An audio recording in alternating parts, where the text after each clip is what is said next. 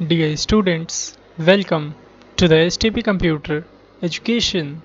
Students, आज की इस वीडियो में हमें CSS3 का chapter number 2 responsive web design का पार्ट 1 चैप्टर कंटेन करना है। स्टूडेंट्स, लास्ट क्लास में हमने सीखा था टाइप्स ऑफ रिस्पॉन्सिव को कि रिस्पॉन्सिव जो होती है वो कितने टाइप्स की होती हैं। सबसे पहले हम क्या करेंगे इस वीडियो के अंदर, जो हमने टाइप्स ऑफ रिस्पॉन्सिव पढ़ा था उसको दोबारा से एक बार रिकॉल करते हैं। तो देखिए, यहाँ पे हमने पढ़ा था पहला एक अडेप्टिव रिस्पॉन्सिव और दूसरा था आपका फ्लूइड रिस्पॉन्सिव। ओके, हमने ये जाना था जो अडेप्टिव रिस्पॉन्सिव होती है उसमें क्या होता है, जो कंपनी होती है वो हर एक डिवाइस के लिए अलग अलग डिज़ाइन बनवाती है वेबसाइट का। जैसे कि टैबलेट पर खोलने के लिए एक अलग वेबसाइट बनवाएगी, मोबाइल पे अगर वो वेबसाइट खुले तो उसके लिए वो अलग बनवाएगी, और लैपटॉप और कंप्यूटर के लिए वेबसाइट अलग बनवाएगी। उसी डिज़ाइन को कहा जाता है adaptive design. Okay, adaptive responsive. और दूसरा है फ्लूइड रिस्पॉन्सिव। फ्लूइड रिस्पॉन्सिव में क्या होता है कि वेबसाइट एक ही होती है, बस इसमें कोडिंग कर दी जाती है कि इस डिवाइस पे कैसा दिखे, मोबाइल वाले डिवाइस पे कैसा दिखे, और लैपटॉप पे कैसा दिखे, कंप्यूटर पे कैसा दिखे। मीन्स यहाँ पे होती है फ्लूइड रिस्पॉन्सिव में एक ही वेबसाइट, बस उसे डिज़ाइन कर दिया जाता है और बताया जाता है किस स्क्रीन पे उसे कैसा खोलना है। लेकिन जो अडेप्टिव डिज़ाइन है उसमें ये होता है कि हर एक डिवाइस के लिए आप अलग अलग वेबसाइट बनाते हो। ठीक है, अभी बेसिकली हम कौन सा डिज़ाइन सीखेंगे, फ्लूइड रिस्पॉन्सिव। क्यों? क्योंकि अडेप्टिव रिस्पॉन्सिव आपको PHP वगैरह के साथ ही सिखाया जाएगा, स्क्रिप्टिंग लैंग्वेज के साथ ही आपको सिखाया जाएगा। वो इसलिए क्योंकि आप जो देखिए, इसमें ध्यान देने वाली बात क्या है कि अडेप्टिव जो रिस्पॉन्सिव होती है वो क्या करती है, वेबसाइट को खुलने से पहले, जैसे किसी भी डिवाइस पे जैसे वेबसाइट आपकी ओपन हो रही है, ठीक है, लेकिन जो वेबसाइट है वो पहले ही पता कर लेती है कि मैं किस डिवाइस पे ओपन हो रही हूँ। ठीक है, वेबसाइट क्या करती है, वो खुद पहले एग्जामिन करती है कि उसे किस डिवाइस पे ओपन किया जा रहा है। अगर मोबाइल पे ओपन किया जा रहा है तो मोबाइल वाला डिज़ाइन आ जाएगा, और अगर लैपटॉप पे ओपन हो रहा है तो लैपटॉप वाला डिज़ाइन, ठीक है, टैबलेट पे ओपन हो रहा है तो टैबलेट वाला डिज़ाइन। तो पहले इस चीज़ को एग्जामिन करना पड़ता है आपको कि जो हमारी वेबसाइट है वो किस डिवाइस पे ओपन हो रही है, और जिस डिवाइस पे हो रही है ओपन, उसी डिवाइस के अनुसार वाला जो डिज़ाइन है हमें वो वहाँ पे प्रेजेंट करवाना होता है। तो ये जो काम होता है ये सब आप PHP वगैरह जावास्क्रिप्ट के अंदर आगे सीखोगे। तो अभी हम फ़िलहाल फ्लूइड रिस्पॉन्सिव का यूज़ करना सीखेंगे। लेकिन मैं आपको ये बता दूं कि जो अडेप्टिव डिज़ाइन हम वो कैसे पहचाने की कौन सी वेबसाइट के अंदर अडेप्टिव डिज़ाइन यूज़ हुआ है। जैसे कि देखो, यहाँ मैंने एग्जांपल दे रखा है google.com का। ठीक है, जो देखिए मैंने यहाँ पे google.com ओपन किया है। ठीक है, जो देखिएगा मैं इसके अंदर चेंजेस करूँगा तो आपको समझ में आएगा। अभी देखो, ये जो वेबसाइट है कहाँ पे खुली है, मेरे सिस्टम पे खुली है, मीन्स कंप्यूटर पे ओपन है। ठीक है, अभी जो देखो, जब मैं इसे यहाँ इसका साइज़ छोटा करूँगा अपने ब्राउज़र का, तो यह देखना है किस तरह से अरेंज होगा। क्या अरेंज हो रहा है? ये देखो, अरेंज नहीं हो रहा है, बल्कि एक प्रॉब्लम क्या आ रही है इसमें, देखो एक स्क्रॉल बार ऐड हो जा रहा है। ठीक है, मतलब क्या है कि ये लाइव अपने डिज़ाइन को चेंज नहीं कर रहा है। क्यों नहीं चेंज कर पा रहा है लाइव अपने डिज़ाइन को? क्योंकि ये पहले से ही ऑलरेडी डेस्कटॉप वाला डिज़ाइन इसने मेरे डेस्कटॉप पे खोल रखा है। ठीक है, लेकिन मैं चाहता हूँ कि मैं इसे देख पाऊँ कि मोबाइल में कैसा खुले और टैबलेट पे कैसा खुले। तो उसके लिए आपको क्या करना होगा, राइट क्लिक करना होगा, इंस्पेक्ट ऑप्शन आपके क्रोम ब्राउज़र में या फिर एज ब्राउज़र में आ जाएगा, आप उस पर क्लिक कर लेना। ठीक है, जब आप इंस्पेक्ट क्लिक करोगे तो यहाँ देखना साइड में, इस साइड में आपका इंस्पेक्ट एलिमेंट कुछ इस तरह से ओपन हो जाएगा। ओके, उसके बाद देखो आपको क्या करना है, यहाँ पे क्लिक करना है। ये देख रहे हैं option toggler device tool bar, आप इस पर क्लिक करो। जैसे ही इस पर क्लिक करोगे देखो यहाँ पे आपको एक ऑप्शन मिल जाएगा, बार यहाँ पे आ जाएगी, जिससे कि आप एग्जामिन करके देख पाओगे कि किस डिवाइस पे आपकी जो वेबसाइट है वो कैसा ओपन होगी। देखो ये अभी किस पे ओपन हो रखी है, मोबाइल पे। अगर मैं इस पर क्लिक करता हूँ यहाँ, तो ये देखो ये टैबलेट का डिज़ाइन है। फिर इसके आगे वाले पे क्लिक करता हूँ तो ये डेस्कटॉप पे। तो आप यहाँ पे देखो देख सकते हो जो आपकी वेबसाइट है वो किस तरह से अलग अलग डिवाइस पे ओपन होगी। देख रहे हो डिज़ाइन, आप यहाँ से कुछ इस तरह से देख सकते हो। ठीक है, आई थिंक आपको समझ में आ गया होगा ये किस तरह से आप इसमें रिस्पॉन्सिव चेक करोगे अपने कंप्यूटर के अंदर किसी भी वेबसाइट का। लेकिन यहाँ तो रिस्पॉन्सिव चलो हो रहा है, पहले एग्जामिन कर रहा है आपका गूगल, फिर उसके बाद यहाँ पे ओपन कर दे रहा है। लेकिन जब मैं अपने ब्राउज़र की जो विड्थ है उसे छोटा कर रहा हूँ, मोबाइल के जैसा बना रहा हूँ, तो ये क्यों प्रॉब्लम कर रहा है? तो यहाँ पे ये देखो मोबाइल जैसे क्यों नहीं ओपन हो रहा, क्योंकि ये ऑलरेडी आपके डेस्कटॉप वर्जन में ही ओपन हो रखा है, डेस्कटॉप का ही डिज़ाइन है। बेशक मैं अपने ब्राउज़र का जो विंडो है उसका साइज़ मोबाइल के जैसे कर दूँ, लेकिन ये डेस्कटॉप तो डेस्कटॉप ही है ना, मोबाइल थोड़ी ना बन गया है, ठीक है। लेकिन इसीलिए इसको बोला जाता है कि ये अडेप्टिव डिज़ाइन है गूगल का या यूट्यूब का भी आप करके देख लेना। लेकिन जो डिज़ाइन आपका फ्लूइड रिस्पॉन्सिव होगा वो स्क्रीन छोटा करते के साथ ही चेंज हो जाएगा, अपने डिज़ाइन में लाइव आपको चेंज करके दिखाएगा। जैसे कि हम लोगों की वेबसाइट देखो, htpcomputereducationapp.com सर्च करोगे तो देखो ये वेबसाइट है आपके सामने ओपन हो रखी है, ठीक है। अभी देखो सिस्टम पे कैसे ओपन हो रही है, देख लो उसके मेन्यू कैसे यहाँ पे आ रहे हैं, ठीक है। लेकिन जैसे जैसे ध्यान से देखना, मैं इसका स्क्रीन का साइज़ जो छोटा करूँगा, देखना मेन्यू अपने आप ही गायब हो जाएंगे। और देखो मेरा जो स्लाइड बार है वो ऑटोमेटिकली देखो किस तरह से छोटा होते जा रहा है। देखो मैंने छोटा किया यहाँ से, ये देखो साइज़ चेंज किया और देखो डिज़ाइन चेंज हो गया, देख रहे हो। यहाँ देखो ये कहाँ, पहले ये जो कोर्सेज थे 3 एक साथ आ रहे थे, लेकिन अब एक ही आ रहे हैं। और यहाँ देखो जो मेन्यू थे वो कैसे कन्वर्ट हो गए, ठीक है। मीन्स क्या है, ये आपके सामने ही जो डिज़ाइन है लाइव चेंज होगा, ठीक है, अगर आपने अपनी वेबसाइट को फ्लूइड रिस्पॉन्सिव में बनाया होगा तो। और अगर आपने अपनी वेबसाइट को अडेप्टिव में बनाया होगा तो उसके लिए तो आपका जो जो डिज़ाइन है वो चेंज लाइव नहीं होगा, आपको वो मोबाइल पे ही ओपन करना पड़ेगा। जब मोबाइल पे ओपन करोगे तभी वो आपको शो करेगा, या फिर आप राइट क्लिक करके इंस्पेक्ट एलिमेंट चेक करोगे तभी आपको वो दिखाई देगा, ठीक है। सो अभी हम क्या करेंगे, फ़िलहाल इस वाले पे ज़्यादा फोकस करने वाले हैं, फ्लूइड रिस्पॉन्सिव वाले डिज़ाइन पे।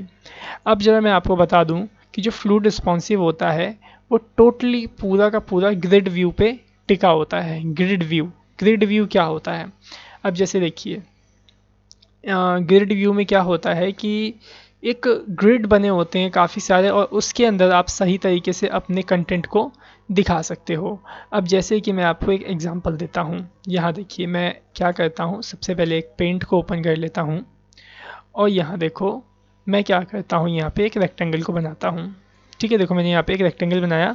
अब मैं क्या चाहता हूँ, सेम रेक्टेंगल इसके सामने बनाऊँ, तो देखो मैंने यहाँ पे इसके सामने एक रेक्टेंगल बनाया। अब क्या ये परफेक्टली क्या इसी के सामने बना होगा, ये देखो अगर मैं मैच कर रहा हूँ थोड़ा यहाँ पे इस तरह से हॉरिजॉन्टली, तो क्या ये परफेक्टली इस तरह से एकदम सेम मैच कर रहा होगा इसकी लाइन, मुश्किल ही है। एक बार जरा देख लेते हैं। मैं ये देखो मैं यहाँ पे लेके आया तो देखो यहाँ पे थोड़ा सा अंतर आया ना, तो क्या है ये परफेक्ट एकदम इक्वली यहाँ पे नहीं आया, थोड़ा ऊपर और नीचे आपका आ रहा है, ठीक है। और इसी चीज़ को हम अगर हॉरिजॉन्टली भी करें और वर्टिकली भी करें तो जो देखिए यहाँ पे सही से, मतलब बिना ग्रिड सिस्टम के जो आपका कंटेंट है वो सही तरीके से आपका अरेंज नहीं हो पाता है, ठीक है, अगर आप वर्टिकली करना चाहें या फिर हॉरिजॉन्टली, ठीक है। अब इसी चीज़ को अरेंज करने के लिए आप यूज़ करते हो किसका, ग्रिड सिस्टम का, ठीक है। अब ग्रिड सिस्टम इसमें कैसे देखेंगे, चाहे वो ध्यान से देखिए। आप व्यू में जाओगे यहाँ पे और देखो आपको यहाँ ग्रिड लाइंस दिख जाएंगी, आप इसको अनेबल कर लेना। तो देखो यहाँ पे आपको एक ग्राफ जैसा दिख रहा है। अब जो है यहाँ ध्यान से देखो मैं क्या करता हूँ, इसमें बनाता हूँ, इसको एक बॉक्स को बनाया मैंने, जिसे देखो इस ग्रिड से मैंने बनाया एक बॉक्स कुछ इस तरह से। ओके वाइट कलर का बन रहा है, मे बी सेलेक्ट है नहीं, ये मैंने यहाँ से बॉक्स ले लिया और यहाँ देखो मैंने एक इस तरह से बॉक्स बनाया, ठीक है, बन गया।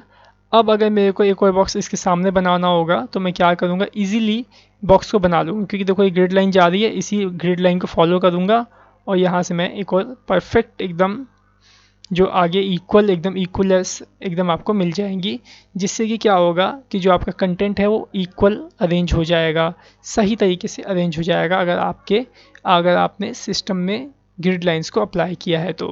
सो आई थिंक आपको समझ में आ गया होगा ग्रिड लाइंस का क्या यूज़ होता है आपके वेबसाइट के अंदर। और वेबसाइट में ही नहीं बल्कि जो आपके ग्रिड लाइन है, ग्रिड सिस्टम है, वो आपके पूरे इस डेस्कटॉप के अंदर, पूरा इस चीज़ के अंदर भी आपका पूरा जो ग्रिड सिस्टम है वो वर्क करता है। जरा ध्यान से देखो, जो ये विंडो की आप देख रहे हो, ये जो डायलॉग बॉक्स है, अगर मैं इसको थोड़ा साइज़ बड़ा करता हूँ तो देखो ऑटोमेटिकली कंटेंट को अरेंज कर रहा है, और ऑटोमेटिकली कंटेंट को जब मैं इसका साइज़ छोटा कर रहा हूँ तो अपने हिसाब से इसे अरेंज कर रहा है। तो ये कैसे हो रहा है, क्योंकि इसके अंदर भी ग्रिड सिस्टम अप्लाई है। ये एक बॉक्स में होगा, ये एक बॉक्स में, ये एक बॉक्स में। जब साइज़ छोटा होगा तो बॉक्स के नीचे बॉक्स ऑटोमेटिकली अरेंज हो पा रहा होगा। ठीक है, सो होता क्या है बेसिकली, आपके जो ब्राउज़र है, इस ब्राउज़र के अंदर भी ग्रिड एप्लीकेशन ऑलरेडी इंस्टॉल्ड होती है, ऑलरेडी इसके अंदर ग्रिड सिस्टम होता है। अगर आपके ब्राउज़र में ग्रिड सिस्टम नहीं होगा ना, तो आपका जो कंटेंट है वो सही से डिस्प्ले ही नहीं होगा। ठीक है, यहाँ तक कि आपके विंडोज़ के अंदर भी ग्रिड सिस्टम ऑलरेडी होता है, जिसकी वजह से आपका जो ये फाइल एक्सप्लोरर हो जाए या फिर कोई भी आप एप्लीकेशन चलाते हो, वो सही तरीके से कैसे दिखता है, क्योंकि आपके विंडोज़ के अंदर भी ग्रिड सिस्टम मौजूद है। अगर ग्रिड सिस्टम सही से समझ में नहीं आया है तो अभी हम प्रैक्टिकल करेंगे तो वो समझ में आ जाएगा। सो आप उसकी टेंशन ना लेना, और अगर फिर भी ना समझ में आया तो मैं हूँ ही, आप मेरे को कॉल कर लीजिएगा, मैं आपको समझा दूंगा ग्रिड सिस्टम क्या होता है अच्छे से। ठीक है, फिलहाल आप इसे ध्यान से समझिएगा। अब देखिए हम क्या करते हैं, प्रैक्टिकल करते हैं ग्रिड सिस्टम का, कि ग्रिड सिस्टम को कैसे बनाया जाता है वेबसाइट के लिए, और फिर उस वेबसाइट में हम कैसे अप्लाई करते हैं, ये चीज़ सीखेंगे। लेकिन उससे पहले अभी हम बेसिक सीखने वाले हैं कि ग्रिड सिस्टम आखिरकार बनाते कैसे हैं वेबसाइट के लिए। ठीक है, सो फिलहाल देखिए मैं क्या करता हूँ, यहाँ से सबलाइम टेक्स्ट एडिटर को अपने ओपन कर लेता हूँ यहाँ से, कि हम इसमें कोडिंग कर पाएँ। सो देखिए मैंने यहाँ पे अपना सबलाइम टेक्स्ट एडिटर ओपन कर लिया है, और यहाँ देखो ये index.html है, style.css है, दोनों आपस में लिंक हो रखी हैं। अब आपको याद होगा टेबल के अंदर भी हम ग्रिड सिस्टम को बनाते थे। ठीक है, लेकिन यहाँ एक बात आपको ध्यान में रखनी है कि जब भी आप ग्रिड सिस्टम बनाओ तो उसमें कुछ रूल्स एंड रेगुलेशंस होते हैं, जैसे कि आपको फॉलो करने चाहिए। पहला रूल्स एंड रेगुलेशन है, आप कभी भी ग्रिड सिस्टम बनाओ तो जो उसकी विड्थ है, आप उसकी विड्थ को परसेंटेज में ही डिफ़ाइन करो। ठीक है, आपको उसे परसेंटेज में ही डिफ़ाइन करना है। अगर आप विड्थ को पिक्सल में डिफ़ाइन करोगे तो भी ये गलत माना जाएगा, और आपकी जो वेबसाइट है, जो ग्रिड लाइंस हैं, वो रिस्पॉन्सिव नहीं होंगी। ठीक है, हाइट आप पिक्सल्स में दो या फिर परसेंटेज में दो, इससे कोई लेना देना नहीं। लेकिन एक रूल्स है, जो आपको विड्थ है वो 100% कह रहा हूँ मैं, परसेंटेज में देनी, चाहे वो 10% हो, 20 हो, 30 हो, 50 हो या 100 हो। ठीक है, मीन्स आपको विड्थ 100% में ही, मीन्स परसेंट के अंदर ही देनी है। ओके, दूसरा रूल्स एंड रेगुलेशंस कहता है कि जब भी आप अपनी ग्रिड लाइन के कॉलम्स बनाओ तो उसको रो के अंदर बनाओ। जैसे कि आपको याद होगा टेबल के अंदर पहले हम क्या करते थे, टेबल बनाते थे, फिर उस टेबल के अंदर एक कॉलम को बनाते थे, फिर उसके अंदर हम ग्रिड्स को बनाते थे। जैसे कि यहाँ पे देखिए टेबल में हम क्या करते थे, यहाँ से मैं ग्रिड लाइंस को ऑफ कर लेता हूँ। पहले टेबल में हम क्या करते थे, पहले एक रो बनाते थे, कुछ इस तरह से, याद होगा आपको, ऐसे हम रो बनाते थे पहले। फिर उसमें हमें जितने कॉलम चाहिए होते थे, फिर हम उसके अंदर कॉलम को इस तरह से डिफ़ाइन करते थे। याद है आपको? ठीक है, अगर याद नहीं है तो भी आपको याद आ जाएगा आज। ओके, समझ में आया कि किस तरह से आप टेबल के अंदर पहले रो बनाते थे, फिर उसके बाद कॉलम बनाते थे। तो कुछ इस तरीके से ही आपको ग्रिड लेआउट भी बनाना है, ग्रिड सिस्टम भी बनाना है। लेकिन एक बात और, आप टेबल के अंदर फ्री थे कि आप जितने मर्जी उतने कॉलम बना सकते हो, लेकिन ग्रिड की लाइंस के अंदर, ग्रिड व्यू के अंदर आपको मैक्सिमम 12 कॉलम ही बनाने होंगे। ठीक है, 12 कॉलम से आप ज़्यादा नहीं बना सकते। जैसे यहाँ 3, 4, 5, 6, 7, 8, 9, 10 के 11 और 12। ठीक है, अब वो बाहर निकल गया, कोई बात नहीं। लेकिन आप ये ध्यान में रखिए कि जब भी आप ग्रिड लाइन बनाओगे तो उसके अंदर आप 12 कॉलम को ही डिफ़ाइन कर पाओगे। उससे ज़्यादा अगर आप कॉलम डालोगे तो वो ब्रेक होके नीचे आ जाएगा। ठीक है, सो इस चीज़ का थोड़ा खास ध्यान रखना, यही एक रूल्स है और रेगुलेशंस है ग्रिड लाइन बनाने के लिए। तो चलिए बनाते हैं ग्रिड लाइन। सबसे पहले हम यहाँ पे क्या बनाएंगे, रो बनाएंगे। तो देखो मैंने यहाँ पे डिव को शुरू किया और यहाँ पे मैंने रो को बना लिया। ठीक है, सो मैं इसमें आईडी दे देता हूँ क्या, रो। ओके, उसके बाद आपको यहाँ पे कॉलम बनाने होंगे। तो यहाँ पे हम कितने मैक्सिमम कॉलम बनाएंगे, 12 कॉलम्स बनाएंगे। तो देखो मैंने यहाँ वापस से डिव को शुरू किया और इसमें मैंने आईडी दे दी कॉल। ठीक है, मीन्स कॉल्यूम। अब मेरे को 12 कॉल्यूम बनाने हैं, तो मैं क्या करूँगा, इसको 12 बार कॉपी पेस्ट कर दूँगा। 1, 2, 3, 4, 5, 6, 7, 8, 9, 10, 11, 12। ठीक है, तो देखो मैंने यहाँ पे 12 बार इसको कॉपी पेस्ट कर दिया। तो ये हमने क्या किया, ग्रिड लाइन का जो स्ट्रक्चर होता है वो हमने यहाँ पे रेडी कर लिया है। अब अगर आप इसे अभी सेव करके रन करोगे तो ये अभी प्रीव्यू भी नहीं होगा, दिखेगा ही नहीं, बनेगा ही नहीं ग्रिड। इसको आपको पहले डिज़ाइन भी करना होगा। Style dot C S S में आओ, यहाँ पे पहले रो को सेलेक्ट करो, ठीक है। अब रो जो है यहाँ देखो ज़रा, ये रो है आपकी, ये बाहर वाली, तो ये तो फुल विड्थ में आएगी आपकी। तो विड्थ आप कितनी रखोगे इसकी, 100%, ठीक है। अब जो ध्यान देने वाली बात यहाँ पे ये है कि जो हमने यहाँ 100% डाला है, ये विड्थ अब आपके डेस्कटॉप के अनुसार नहीं होगी, ये अब सभी डिवाइस के अनुसार होगी, ठीक है। मतलब जिस भी स्क्रीन में खुलेगा वो 100% में ही खुलेगा। मीन्स जो भी उसकी जिस भी डिवाइस में ओपन होगा उसकी जो विड्थ होगी 100%, उसी विड्थ में आपकी अब वेबसाइट जो ग्रिड लाइन्स होगी वो ओपन होगी। इसीलिए हमने यहाँ पे क्या किया है, जो विड्थ है वो परसेंटेज में डिफाइन करी है, ठीक है। मैं यहाँ पे बॉर्डर पास कर देता हूँ ज़रा, या फिर उससे पहले हाइट दे देता हूँ यहाँ पे मैं 150 पिक्सल, ओके। और इसके बाद मैं इसमें बॉर्डर पास कर देता हूँ। तो आपको याद होगी बॉर्डर से रिलेटेड प्रॉपर्टीज़, पहला देते थे हम बॉर्डर विड्थ, ठीक है। सो मैंने यहाँ पे बॉर्डर विड्थ दे दिया 2 पिक्सल, ओके। बॉर्डर का स्टाइल दे देते हैं हम सॉलिड, और यहाँ पे बॉर्डर का कलर पास कर देते हैं रेड, ओके।